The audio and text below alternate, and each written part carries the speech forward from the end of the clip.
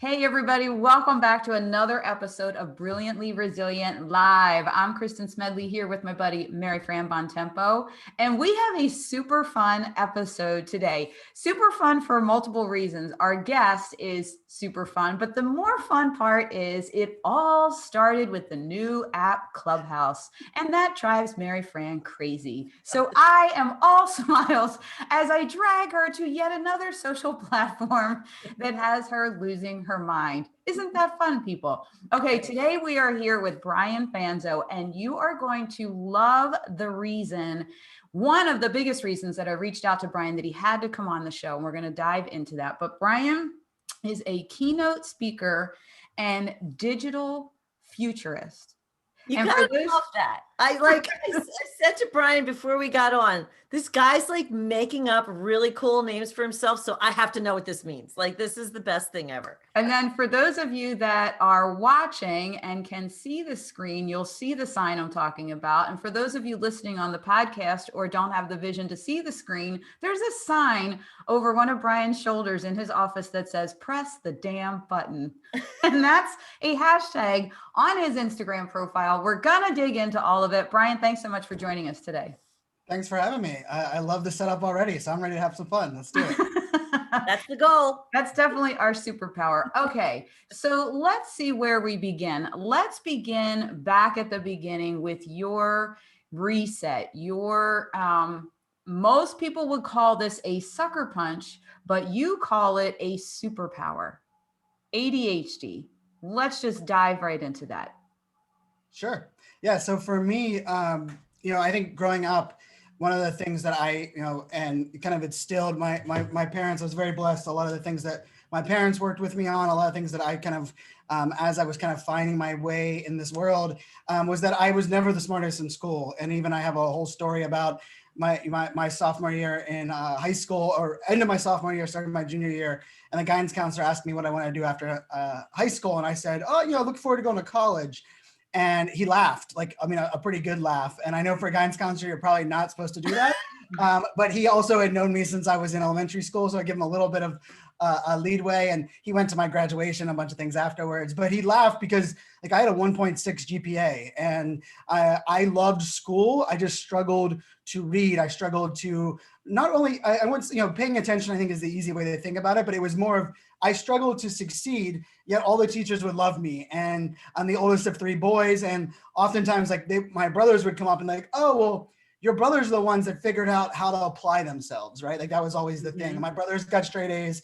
And so for me, I ended up going to college on probation to play hockey. So I played hockey and I'm kind of competitive. So I ended up going to college, played hockey. And you would think some of those things that they talked about me not applying myself also transferred right into that world. And so as I started to look when I had kind of growing up and I would say starting into my 30s, a lot of what I was looking back and even a lot of my self-awareness started to be around this idea was that I was very good at, applying myself and standing out. But I'd always kind of felt like I couldn't figure out exactly where my place was. And there was certain things that were frustrating. And so for me, when I was 31 years old, my youngest brother, I'm the oldest of three, my youngest brother had been diagnosed ADHD for about 3 years. And interestingly enough, I kind of mocked him. I'll be truthful. I mocked him in the sense of you're doing something that is forcing you to take medicine on a daily basis.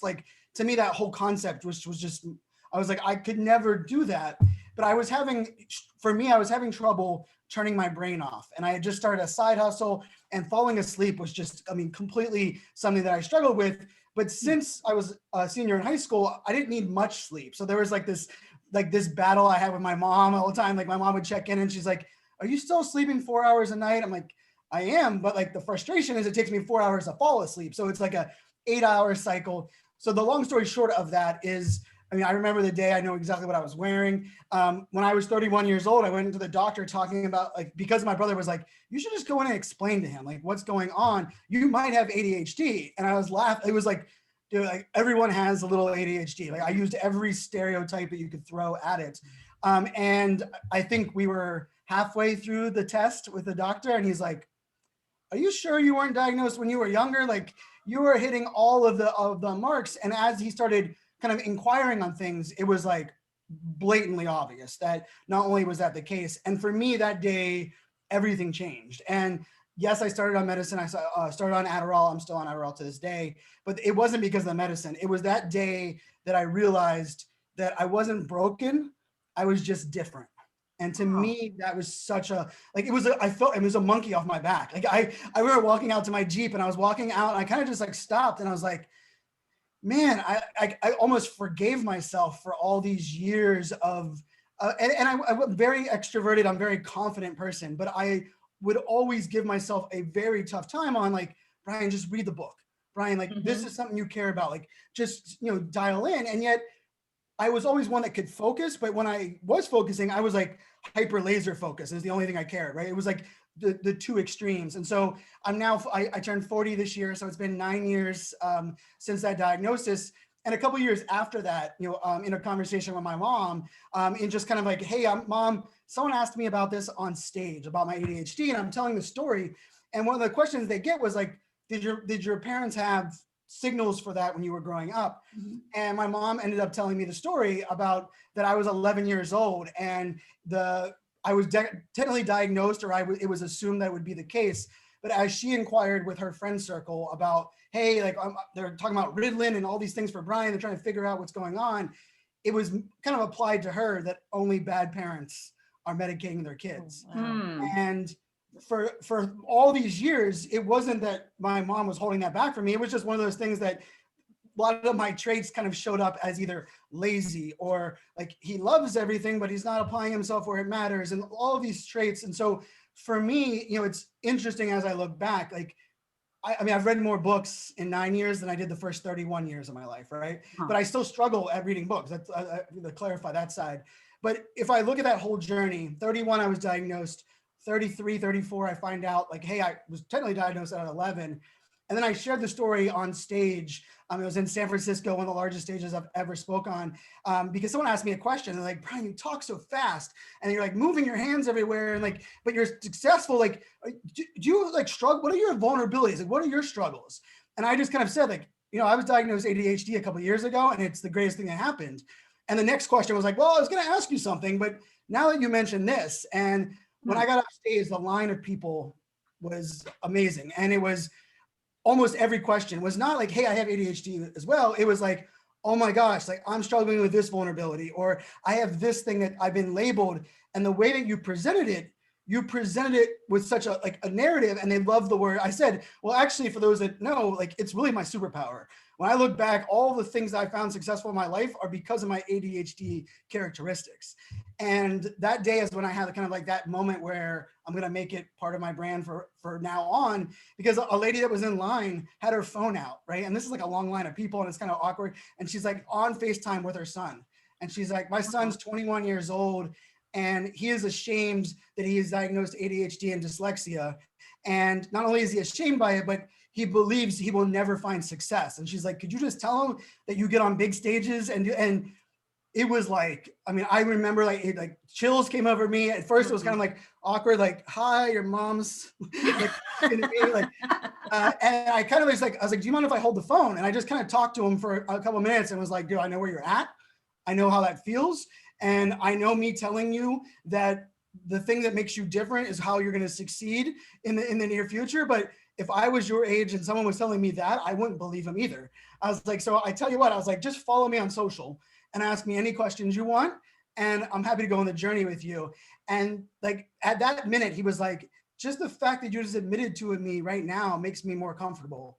Yeah. And I was like, well, I'll tell you what, I'll make the commitment to you that I'll wear it as a badge of honor and make it part of who I am, if you're willing to follow me and kind of come along this journey. And so now it's been 6 years or so as part of my brand, part of how I'm introduced on every stage.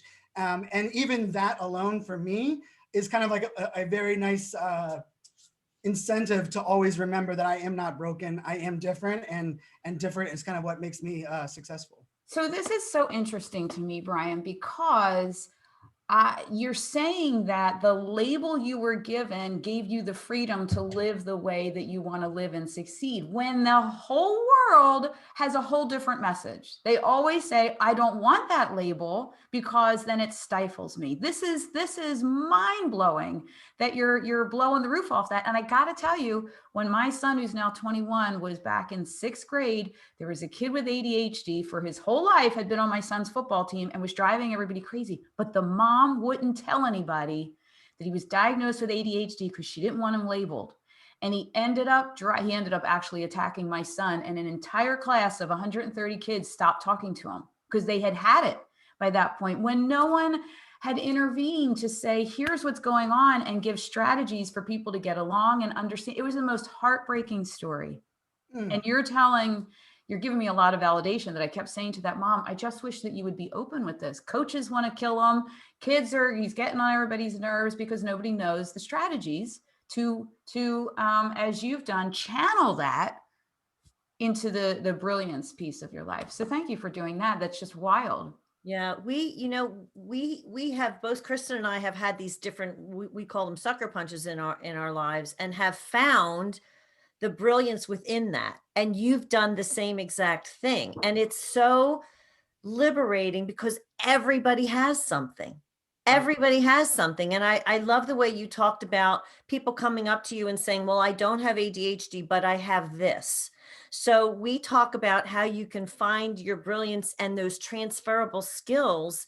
So tell us a little bit about how you did that. Like you took this, what people term as a problem, and you turned it into something that you found the strengths in it. And I would assume also found tribe members who kind of could support you in those areas where you weren't able to, overcome that. So let's talk about that part of the journey a little bit, how you managed to take this sort of diagnosis and then weave it into a journey and then become successful using it almost as a springboard. So I love that like framework. And like I will say, my parents growing up were very our 3 boys, and my dad owned a candy company, a very successful peanut brittle candy company that almost everyone from the outside assumed his sons would all kind of follow in the family place. And my parents always instilled in us that like, you have opportunities to succeed, but we want you to find your own path and carve out your own way. And if it ends up doing into like kind of the family business, that's great, but like, we're going to support you on that journey. And I can tell you, for me, that had a lot of impact in a lot of these things that later on, because actually, interesting enough, none of those 3 boys went into the family business, and my dad ended up retiring and selling it from that side, and never regretting it, never thinking back on it. And as I look at that, and I loved when you brought up the point about labels, right, Kristen? Because I think I wonder now, and then this is me thinking out loud as that you were asked that question as well, is I was labeled the token millennial in my career early on, and I worked for the U.S. government in cybersecurity, the Department of Defense. So I got an entry level help desk job. I ended up raising my hand on one Friday when someone came into our help desk and said, "Who can be in Korea on Monday?" And like I literally just raised my hand. I was like, "I can be there." And they were like, "Do you have a passport?" I was like, "No, I've been on a cruise ship." And they were like, so I got a same day passport. I flew to Korea on the Sunday that weekend, taught a course that I had never taught before, but I learned it every night. It was teaching a course to the active duty military. And on that way, I flew home, landed in Atlanta.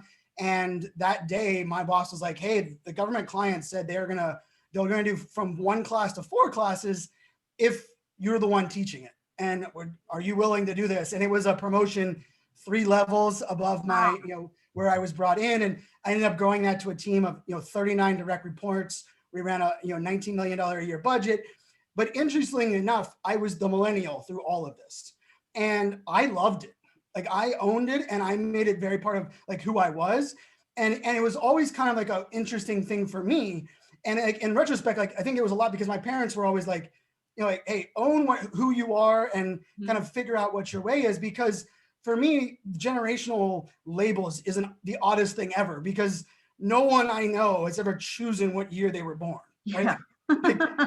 and it's one variable, and it's one variable that has like a long stretch of years and ways that things can fold over. And so like, I remember early on in my career when people would say, Brian, like, why are you using that term? Like, you're proud of it. I'm like, well, I can't change the year I was born. Right. And I was like, and I'm kind of proud that like I can rally behind my people and make all of us feel like, hey, we're not alone. And so like to kind of bring that into the ADHD thing, I don't know if I would have been able to adopt the label as well if I hadn't done that so successfully, because in honesty, the first 30 employees that worked for me were all older than I was, because I was working in cybersecurity, and in the early 2000s, no one went to school for it. It was like very, obsolete, and you had to have a security clearance. So you had to be able to pass the clearance and a lot of things that you had. And so when I look at that, like that to me ended up being like, oftentimes people would say like, they were like, Brian, teach us how to get a hold of the millennials. Or like, I mean, the first time I ever got on stage to speak was, how do we recruit millennials to the US government? And like, my joke was like, well, first of all, you can't talk to them like they're millennials. And second of all, like you live in a world that you're talking about change, but the only thing we all know about the government is you can't talk about it because it's classified, right? Like it was like a very big like joke. I ended up wearing, being the first person at the Pentagon Joint Chiefs of Staff to present not wearing a tie. Like I took my tie off, and it was very like controversial. But the reason I was doing it was like, if you're willing to accept this, you can accept some other changes and things that you have going on.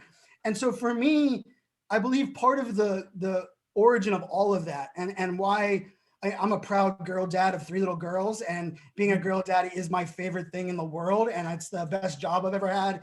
It's the thing I've wanted to do my entire life. And the reason I own or kind of put those labels and put them out there is I just want to give people permission to be themselves, not telling them that they have to live the way that I'm living or be as transparent. But I think that's the beauty, right? And like to me, that ADHD, that day I came out of there, out of the doctor's office, at 31, I remember feeling as though I've always been okay being different. And if I just knew that I was different and there were other people different like me, this whole journey would have been a heck of a lot different. Like it would have been, I would have given myself more forgiveness. I would have been more willing to learn how to adapt to my skill sets rather than learning to adapt to how everyone else lives. Like I joke right now that every time I see a blog post that says 6 things billionaires would do before 6 a.m., it like, I can't stand those things. Like, first of all, I'm a night person, not a morning person, but I always look at those things like I'm not good enough or I don't do those things. And once I kind of owned my ADHD superpowers and the things that make me who I am, I was able to look at those type of blog posts or articles or advice and not think about it as like I need to get up before 6 a.m. Rather, what are the things about what they're saying that I can implement in my world, in my way of working? Right? And so it's been a journey, to say the least. But for me, the way you asked that question too, I'm not sure. I believe the millennial label, oddly enough, and kind of owning that and being so proud of that being the case, and many times opening doors because they wanted to check a checkbox, empowered me to own the label of ADHD without much hesitation. And it's been, for me, the amount of things that I get, messages that I get on a weekly basis from people that say, Brian, I didn't know about you, but I connected with you because of you sharing your ADHD superpower. To me, that's, it's validation on a weekly basis. It's just such a great way, literally, of looking at it, which is what my life, is all about. How my perception guides, uplifts or destroys everything I do, right? And my story started back from when my son was diagnosed as blind, my firstborn son, and I looked at blindness as everybody else does, nightmare. My life was a nightmare until he, at 3.5 years old, made me realize that blindness is just a thing. And actually, he uses it, both of my boys use it to their advantage a lot now, because just like you're saying with all of your skills with ADHD, I mean, at 21 and 17, they've done more in terms of resilience and figuring people out and teamwork and all those skills. They have very unique skills because they've lived without sight all these years. But it was all in my perception. And then when I saw your perception of ADHD being a superpower, you totally get it. But I also want to say that one of the things I wanted to make sure that we note in what you said for all of our listeners and viewers out there that are parents, it seems to me that you were raised in the same environment I was raised and I'm raising my kids, which is unconditional love. And the fact that you said that your parents said it's your life, it's your dreams, and you do it. That's actually the biggest blessing that came out of blindness for me, because I didn't start there. I was pissed that Michael wasn't going to be a quarterback or a pitcher on the baseball team that I wanted for him. And when that got shut down, my true being a good mom was able to come to the surface, because I was able to say, I don't know what the heck you're going to do. I'll get you what you need and follow your lead. And it carried over to my sighted daughter. So for all the parents listening, that is one of the most important stories in this whole journey, that your parents set you up to live a brilliantly resilient life. Kudos to them. Yeah. And you know what? I think in looking at this, I'm hearing over and over again, find the strength in the, and I'm using air quotes here for people who are hearing this, find the strength in the weakness, whatever that, perceived weakness is, whether it's blindness, or in my son's case, the addiction, and with you, with the ADHD, there is a skill set within that the quote normal people unquote don't see, because they live in a different way. But I just love what you said, because I'm one of those people. Please don't tell me I got to get up at 5 o'clock. This lunatic next to me gets up at 5 o'clock. I'm not doing that. I'm not getting up at 5 o'clock. But let me take the pieces of the ideas behind that and see what works for you. And I'm going to point out something really very simple here, but I've noticed since the beginning of when we talked, you're standing. We're sitting, you're standing, but that works for you. Like, that's how you've taken it to the most basic level of how does my energy work for me? And how can I make myself function at the top of my level? And the idea that you make that such a personal journey for everyone and free people to make it a personal journey is a huge lesson.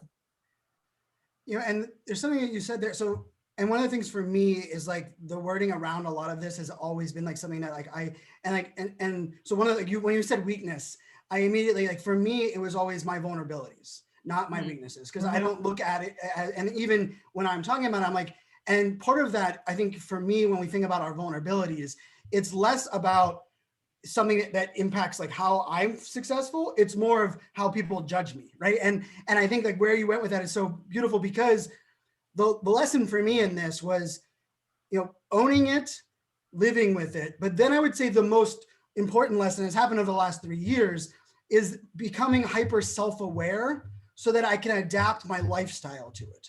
And I think that to me it's a 9-year journey. And part of the reason I share it a lot now is because I hope it's not as long a journey for so many others. And honestly, my middle daughter, with my 3 girls, she was diagnosed ADHD and dyslexia this past year. And for me, all of a sudden seeing that through a parent's eyes was different. And it was, and the mother of my children, we get along really well in not only raising our children, but kind of figuring out ways to learn from the way that we were parented, but not saying that we do things different, but like, hey, let's take an open mind. And the thing that we're still figuring this out. We've gone through lots of different tests. She's not medicated. She's going through some different learning habits and changes and adaptations. But the thing that I've found that I could give her, which is what I would share here, over the last 11 months, like we've created our own little sign, our own little signal, that anytime she's struggling in these places that this vulnerability shows up, I just flash her the sign. And sorry, I get a little emotional in the side of it, because for me, it's just reminding her, this is how you and daddy think. Like, it's not, hey, you're not thinking like your sisters. It's like, this is how you and your daddy are thinking. And so for me, like, that is this, I think, the beauty in these vulnerabilities and the way that we're putting out there. And I'm making the argument now on stages around the world that if we look at 2020, it taught us many lessons, but one of them is that we are much more alike than we are different, especially when a pandemic is, ravishing around the country, and it didn't choose race or religion or, class. It really did take an effect on so many people. But the other thing I think we're learning, and this is where I'm kind of leaning into, is that what our vulnerabilities are what actually connect us more so than our strengths.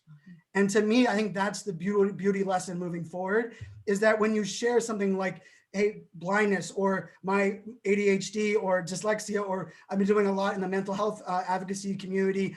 I'm also on a board for Stopping Child Trafficking group.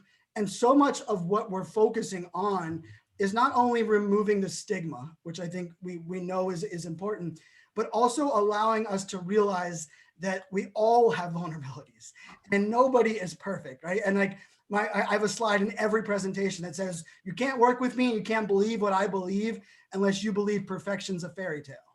And I make that like a point, I make that very known, because I think when we can get over our desire to be perfect and we can allow people to let it in, it really can change the way we talk about who we are, can talk about the things we're doing. And the stages I get in on so much of my business success, a lot of it, a majority of it has to do with me sharing my vulnerabilities and people connecting with my vulnerabilities or my love for being a dad, more so than my career, my work, and the things I've done. And I know that might sound, for some, it's like, well, how does that all fit in? But I think when we start thinking about the people in your life, did you connect with them because of all their success and you shared similar success? Or did you connect with them because you could relate on some core values and core things? Or like you said, the times you got punched in the gut, you were connecting because we've all had those times. And I think, interestingly enough, the more we put that out there, the more I think we're going to realize that we can be open with these vulnerabilities, because it is ultimately what connects us. Well, man, if anyone has taken the shame out of vulnerability, it's you in this conversation. And we know so much from, of course, Brene Brown's work about what shame does to cripple people, and just shut everybody down. And you're making it like, it's almost like I want to get a t-shirt. Like, here's all mine. What you got? I would need an entire cape for all of mine. But hey, you're making it one like of those big poster celebratory board things on both sides. like a sandwich thing.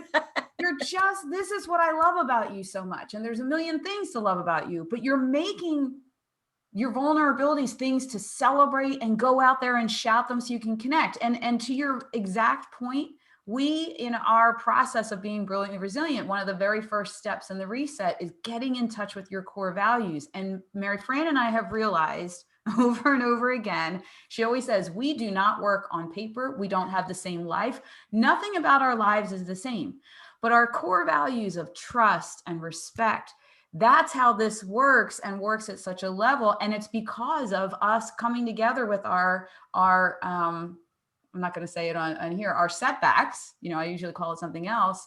When we came together in a mastermind and found out that we were the ones that had been hit the hardest and had these vulnerabilities, that's where we grew from. That's phenomenal to be celebrating instead of being in shame. Yeah. And I can tell you, one of the things I've learned over more recently too, is that, understanding our own core values is so valuable and so important.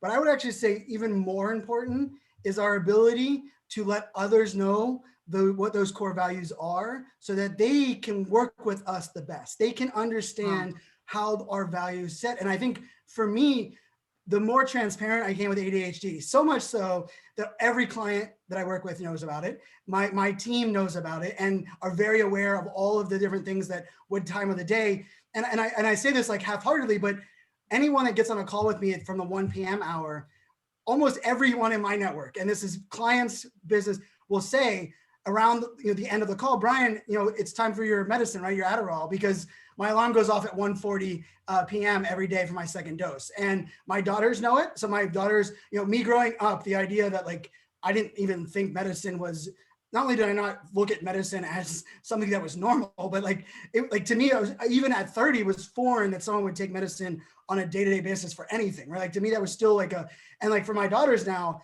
they know, like they help me remember when to take my medicine in my journey, because it's also a very, the irony isn't lost on me that I have trouble focusing and remembering, and yet I have to remember to take medicine. Like it's like I need like a medicine for my remembering to take my medicine, which is like a whole nother story on that. But I feel like just that little bit of, and it also takes away the power of others to bully me or to push their ideals on me. When I put it all out there and say, hey, this is who I am. This is how I'm learning. I am not perfect. I have failed in many ways. And I know that the way I operate is not the way that most people operate.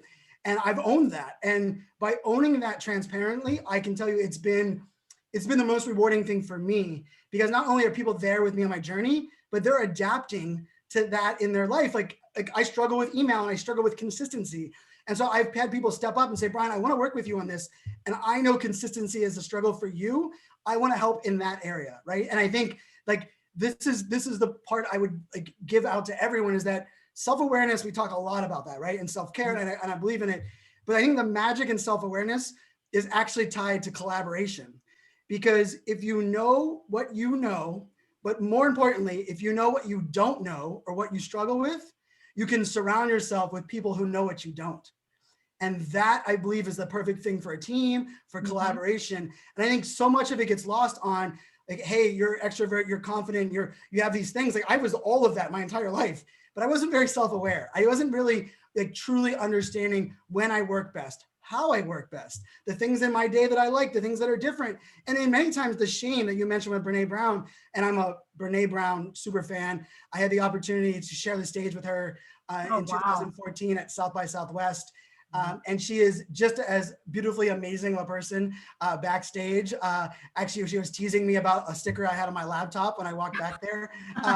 And I think some of the things that, even understanding myself to know when to push back or when to connect. And like, I would make this argument as well, is that Gary Vaynerchuk in 2013 took me under his wing in many cases in multiple different places. And the reason was not because I was tweeting at him, not because I was doing all these things to get on his, he was like, Brian, you're willing to push back on some of my ideals while still supporting the things that you're aligned with. And I was like, well, it's because you're out there and you create so much content and you're like, you can't really, like, you might not agree with him, but you're going to know where he stands for. Yeah. And it took me 5 years to realize if I take that same stance, it's going to open up the door for others to work with me to work with them. And it's a beautiful thing. It is a little scary.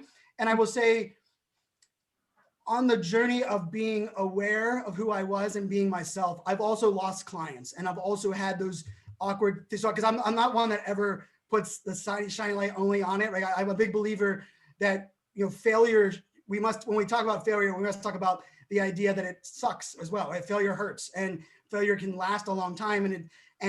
But for me, like that piece that I've kind of learned on that as well is that, like, as we're sharing this and as we're learning, and I've heard things like, well, by you sharing, Brian, now you're not working with the people that aren't good to work with you. And I'm like, well, that's good, but my mortgage wasn't getting paid by me making that statement, right? Like, and I remember a day I talked about my tattoos. I have my 3 daughters' names tattooed across my chest, and I shared that on Instagram, and I lost my largest client like within that week. And it wasn't quote unquote the tattoos. It was my transparent and the way that I shared. They believed it allowed, they didn't know where I was coming from. Although we had worked together for 2 years on pushing envelopes. And for me, that was devastating. And I could have easily retracted. But at that point, I knew that, hey, I'm just going to own this, because retracting doesn't bring anything back. And I share that story to say, a year later, the person that had removed my contract had left to a different company, and she hired me to work with them, and they're still my client to this day. And what she came to me and realized was, Brian, it had nothing to do with what you shared or how you shared it. It was, I didn't know how to talk about your approach to my superiors.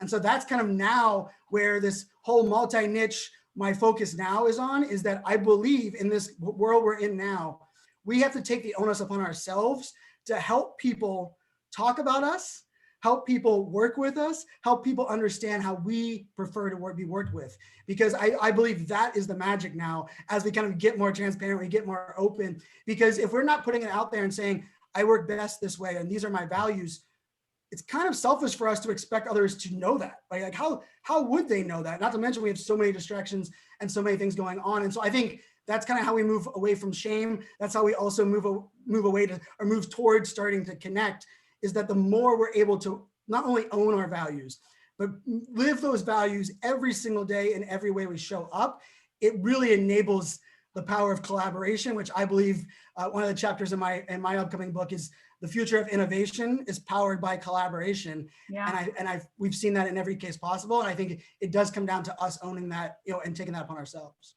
I love it. I literally just last week I have a morning group, talk about consistency and all these, a lot of these buzzwords you're hitting. I'm like, ooh, that's my brain. I've got issues. So I've learned to start putting things in place. And I have a group every morning. We meet for half an hour, Monday through Friday. It's like an accountability to make sure I'm staying focused, right? And I just said to them last week, I ended up through Clubhouse in this coaching thing that I opened, I get into it and I'm thinking it's one-on-one and it's one on like 41, right? And now I'm frustrated. So I realized in line with what you're saying, I was in all of this this 2 hour period. I became somebody different because I wasn't just showing up as me and in my values. I was trying to like, this is a very new thing I'm walking into, a new type of crowd. And I tried mirroring their stuff as opposed to being me. And I was getting more and more pissed off Yep. as the thing went. And I said to my group the next morning, I almost pulled all my hair extensions out. I was so frustrated, right? I'm like, why do we do that? Because my creativity gets stifled, my productivity gets stifled when I'm trying to mirror somebody else, as opposed to just, here I am. And if I suck at this because it's who I am, then I shouldn't be here. But why do we do that? Why do we try to do this whole fitting in with them? I believe it comes down to our narrative that we tell people what they should be doing rather than why we are doing what we're doing, right? The narrative of telling people, like, this is what I do every morning. It makes us feel as though we need to be doing that as well, rather than us sharing, this is why, for me, I'm struggling with accountability and these are the things that I'm doing, right? I think so much of it is in the narrative. It's even in the education. And like, I look at it in my kids, right? Like when we ask kids, like, what do you want to be when you grow up? Like I turned 40 this year and I don't know what I want to be when I grow up. And ultimately, even asking that decision, right? Like, but the question I often ask my daughters is like, what is the impact on the world that you want to make, right? And like, what are the things that you want people to know about you? And that is a different approach. And I love that you said about, the way that you show up, because I will say, and I know like this is the kind of the funny thing is, Mary, you were talking about like, you don't love social media, right? Or you don't love Twitter or the pieces. And I've made this argument because I lived it. Up until 2013, social media overwhelmed me. It was painful and I didn't like it. I thought I was overwhelmed. And I will tell you, my mom, I'm a mama's boy, and I'm very blessed to have amazing parents. And my mom would be like, well, you don't call me enough, which I know. So it's like, it's like, I'm not a perfect son in any stretch of the imagination. But my mom, November 2nd, 2013, I know the date, I've told the story a bunch, but for me, that day, she would call me on the phone and she's like, Brian, are you okay? Like everything okay with like who you are? And my parents weren't in social media. My dad didn't get a computer for his business until like 2006. Like my dad was like, it's cool what you're doing, son, but I'm going to live in the way that like actually moves the needle and social, and my mom, she called me out and she's like, are you enjoying what, like showing up on social media and things? She's like, and this is the irony. And for those that are watching, she was like, Brian, I don't even see you wearing a hat in your profile pictures. And she's like, since you were 6 years old, you wore a hat every single day. And like, I mean, I got my first time I got detention at school was wearing a hat, right? Like so much, it's been just who I am. And of course, I was the son at that moment in 2013. I was like, yeah, mom, of course. You don't know social media. I know social media. I am 100% that way. And I hung up the phone and I remember just standing there in my bedroom and was like, oh my God. And she was like, and the things that we were kind of going over was like, Brian, you were the person that was a thespian on the baseball team and worked at a DJ at a skating rink. When I went to college, I played college hockey. I was a computer science major and I was the president of my fraternity. Nobody in my fraternity played hockey. Nobody that played hockey was a computer science major. Yet I was able to not only bridge those worlds, but to live my like truth because I was able to be okay with that. Mm-hmm. And on that day, November 2nd, 2013, I grabbed a Sharpie, like literally grabbed a Sharpie. And I don't recommend using a Sharpie, but I walked into my bathroom mirror and I wrote "Be Yourself" in giant letters and I underlined it. I even put a hashtag in front of it. And that day, social media changed for me because that was the day I stopped trying to share what I thought other people wanted to hear. And I started giving people access to who I was.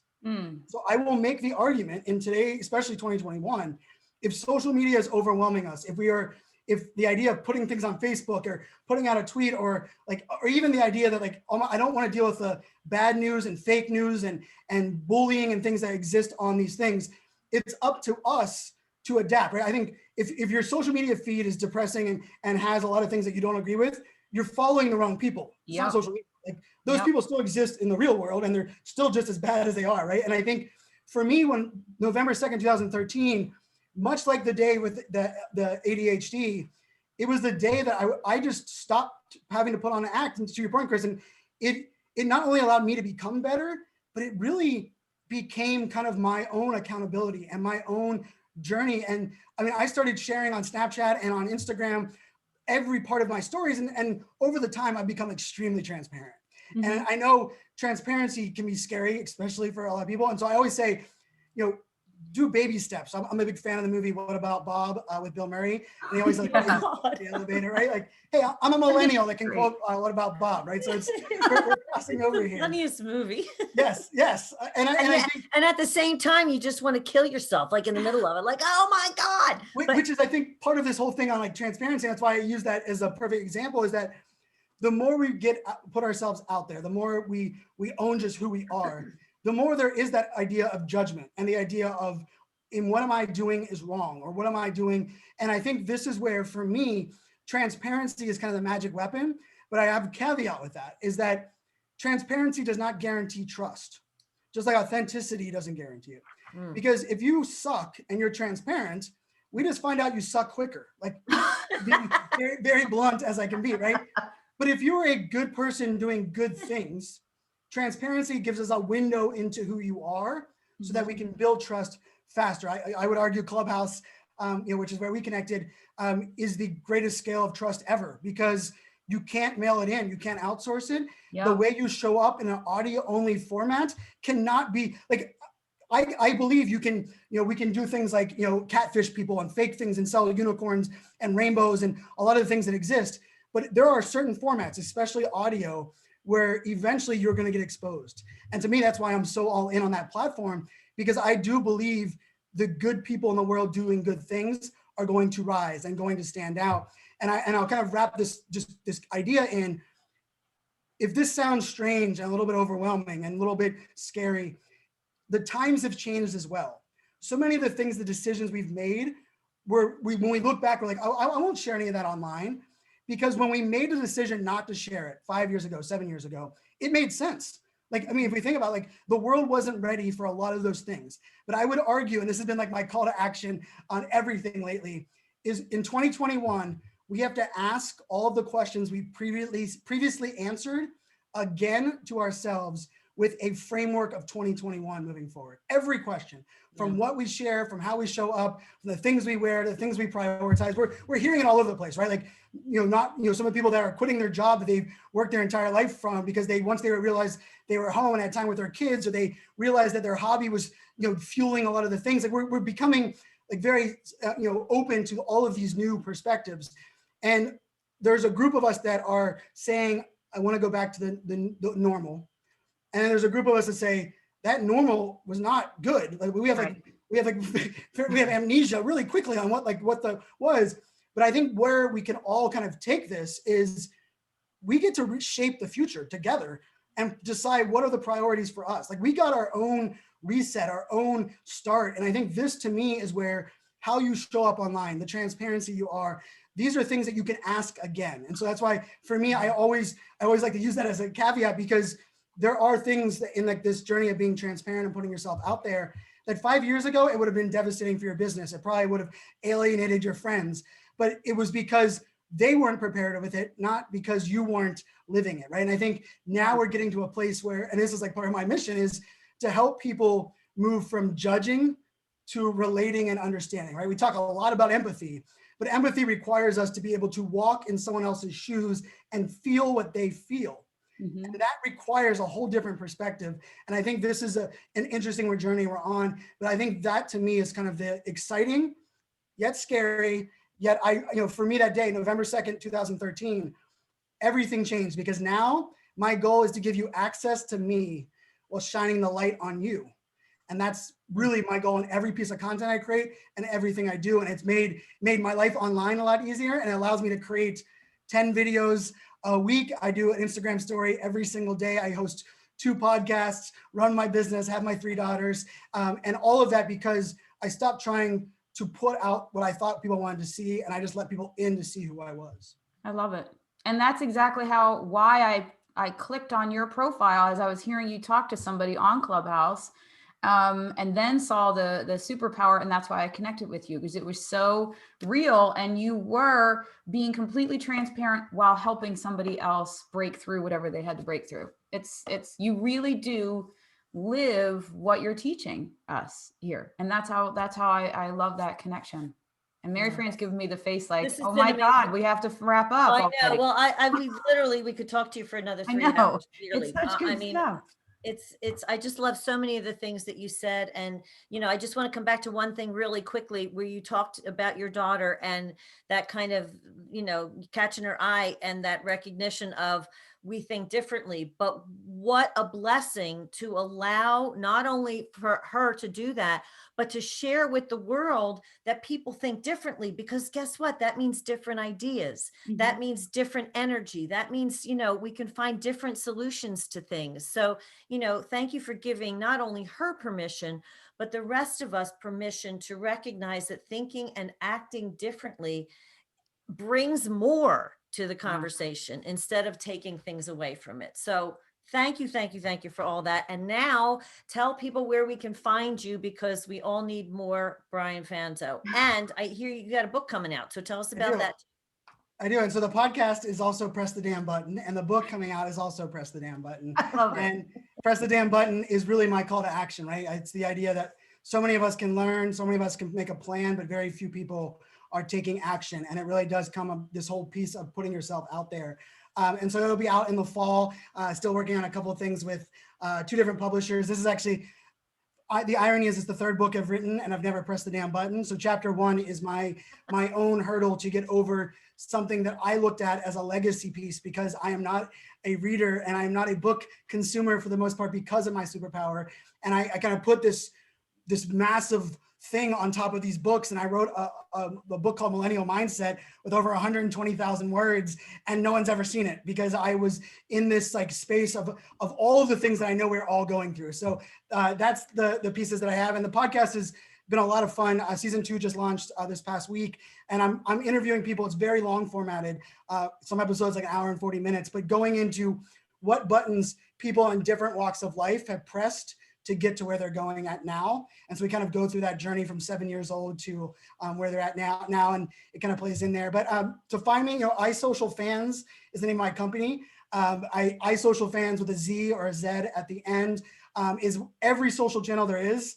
I can guarantee if there's a social network, my account is there, and I'm pretty active. I don't recommend my clients to do that, but it's the way that I allow myself to know where my clients should be spending their time. And then my website for speaking, virtual, other things is brianfanzo.com. So brianfanzo.com is my website there for those things. And like the funny part about all of this, and like even sharing this here, is hearing those kind words that you guys said mean the world to me. And it not only motivates me, but it inspires me to keep on that journey. And I think that is part of this beauty too, is that the more we can connect and inspire just one person, or connect and hopefully make a difference in one person, not only giving them permission to be themselves, but like you said, realizing that being different is not a problem. Being different is a beautiful problem to have if you're looking at it as a problem. And it's now about how do we lean in, how do we adapt, how do we show up? And I think that to me is the lesson I'm working hard to give my daughters. It's a lesson I'm working hard to empower and have the conversations.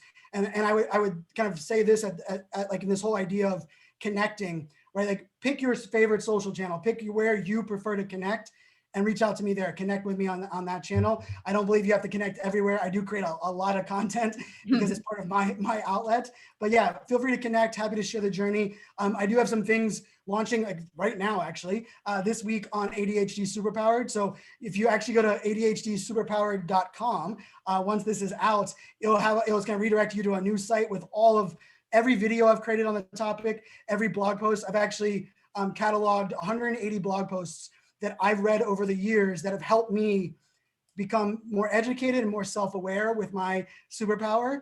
And I have them all in a folder. I've had it in a folder for years. And I was like, why am I not sharing it out there? So it's going to be out there under ADHDsuperpowered.com. And yeah, that's for me is what it's all about. And the last thing is, you mentioned Clubhouse. I do host a club on Clubhouse called the Misfit Mafia. And the Misfit Mafia is my mastermind group.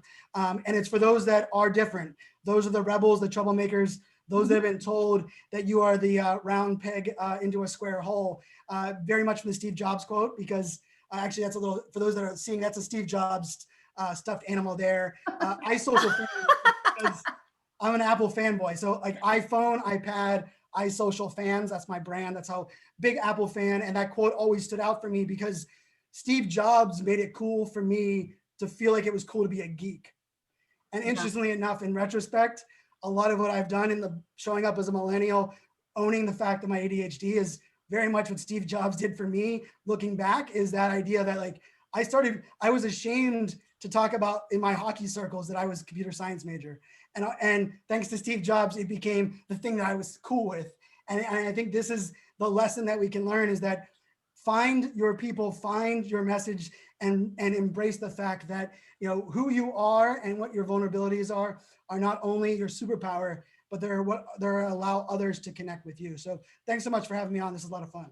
This is so brilliant. And I will say also that Steve Jobs and the Apple, all their suite of products got my blind sons to be into all the cool circles, because then they could text, they can use their phone, all those voiceover things that are built right in, we didn't have to pay extra for, launched them right into a whole new social scene. And it literally was life-changing. So I'm a big fan also. We have a lot in common. This has been so extraordinary. And I just feel like as you're talking, I know the three of us are going to work together on something at some point, because there's just too much similarity here. And you're like opening up all of my creative outlets. So thanks so much for spending this time with us, Brian. Thanks for the work that you do, and really for championing, celebrating your vulnerabilities and letting people show up in the world the way that we need to show up. And I agree with you that things are so different now in 21, and this is the time to do it. So thanks for all that. And everybody can get all of those links and everything, and all of the resources that Brian just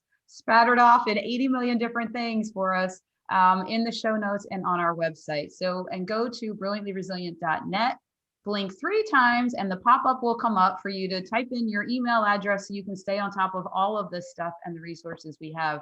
Thanks so much for tuning in, and we'll see you again next time on Brilliantly Resilient.